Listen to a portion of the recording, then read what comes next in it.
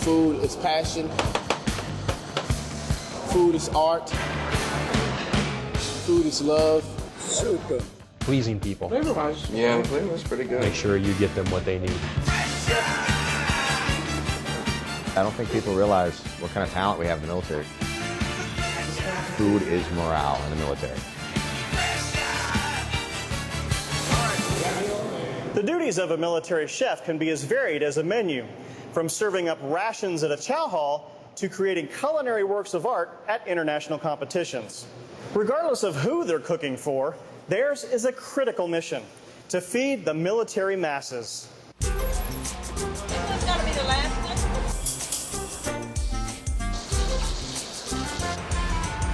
Same thing on this one.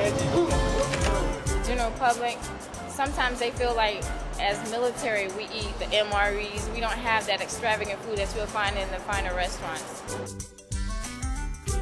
I do remember being in the chow hall, and food was a little bit different, and I also remember the good old sea rations and so forth. So food was not necessarily on top of the list.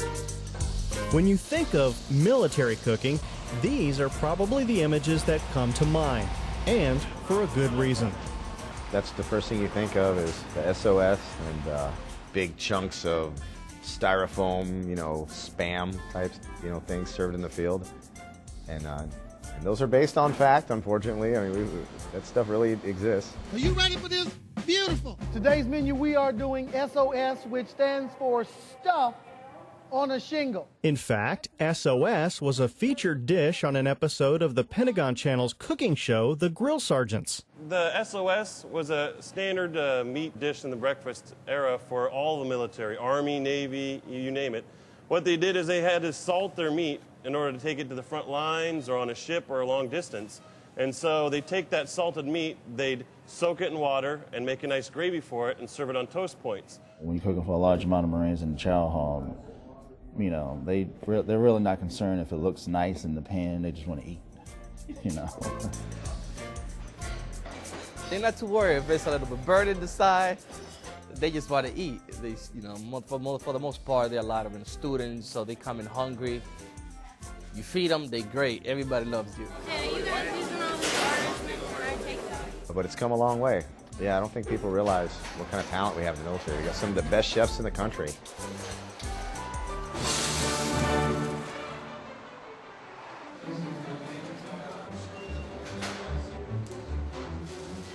Some of those chefs honed their skills at the Culinary Institute of America in Hyde Park, New York.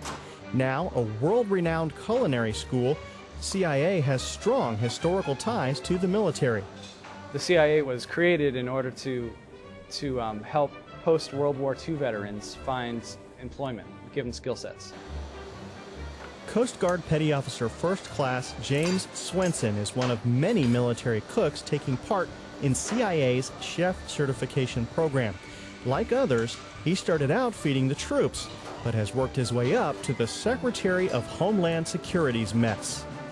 I decided I want to be a cook, and from there I went to a 378-foot boat, cooked there as a duty cook for about 2.5, 3 years. Then I went to an 87-foot boat, cooked there for about 1.5 years. They selected me as Food Service Specialist of the Year for the Coast Guard, and since I got the award, an admiral picked me up in New London, Connecticut, and I cooked for the superintendent of the Coast Guard Academy for about 7 years, and that's mostly where I picked up most of my culinary training.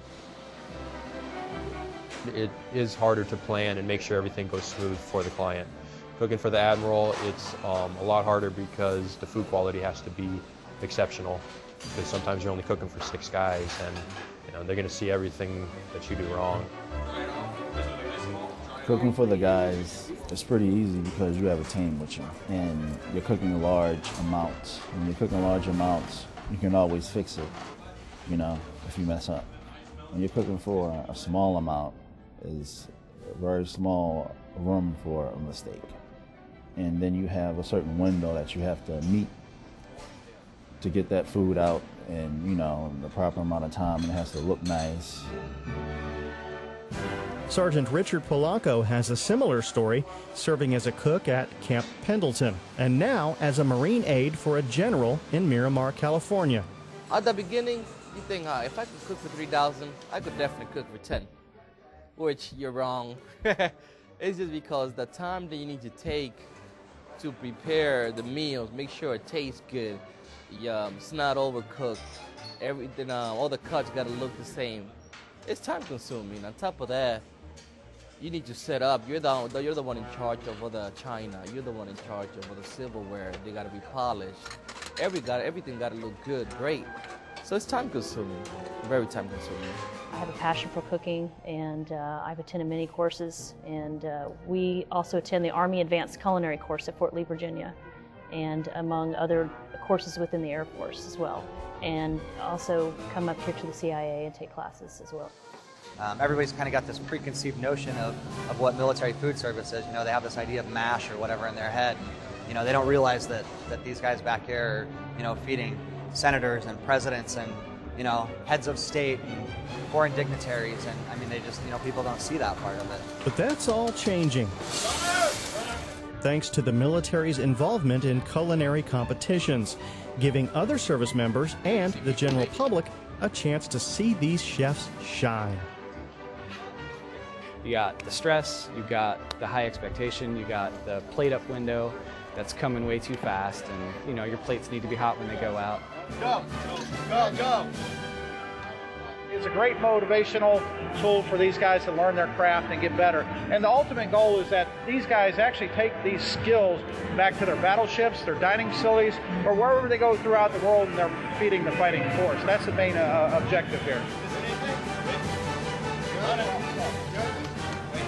Yes. Go. Down. 30 minutes to come up with a recipe, and then they have 2 hours to prepare. So the pressure will be on shortly.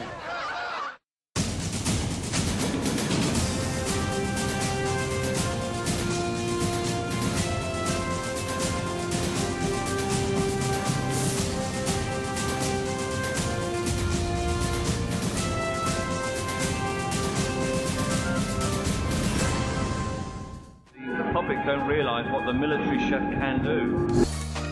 Part training, part PR. The military's best chefs battle it out at competitions all over the world, creating enormous edible centerpieces and culinary masterpieces too pretty to eat. Showing color, technique, cutting techniques. I'm big into ice carving. I always do ice carving competitions. From the coolest concoctions to foot-high flambés, each event is unique.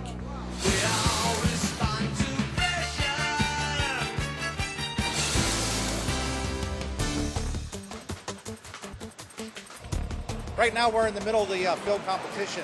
We have transformed our parking lot into a 5-star restaurant. Each team has to produce 60 meals for the public. They also actually have to serve them. So basically what they're doing is they're using rations, they're using the containerized kitchen, which is a tactical kitchen, and they're doing restaurant-style service.